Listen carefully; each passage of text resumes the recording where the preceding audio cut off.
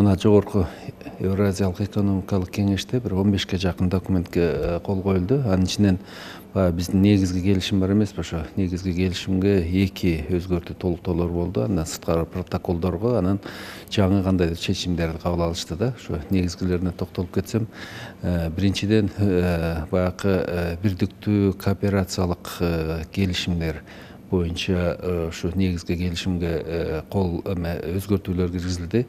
Азыр эгерде эки үч өлкө кандайдыр бир ушу өнөр жай тармагында бир долбоорду иштеп чыкса, банк, финанс, кредиттик мекемелерден кредит алса, ошонун пайызын бир чоң бөлүгүн ошо Евразиялык экономикалык бирикменин бюджетинен каржылап берилет да.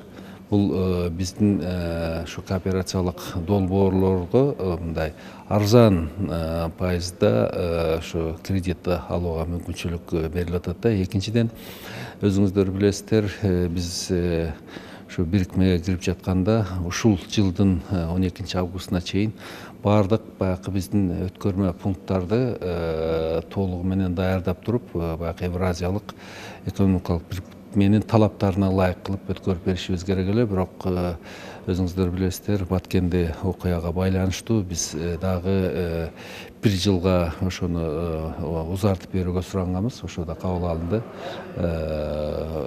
Кабыл алынып, анан ошого да кол коюлду да. Биз быйыл Торы-Карт өткөрмө пунктун өткөрсөк, жылдын аягында эмки жылы калган Баткен областындагы 4 өткөрмө пунктун дагы баягы талаптарына ылайык тапшырып көрсөтүп беребиз да. Бул дагы бир протоколдорго дагы бир өзгөртүүлөрдү киргизди. Бизден жанакы кызмат өтөөнү бир либералдаштыруу боюнча дагы жумуштарды андан ары улантууга да мүмкүнчүлүк берилди да.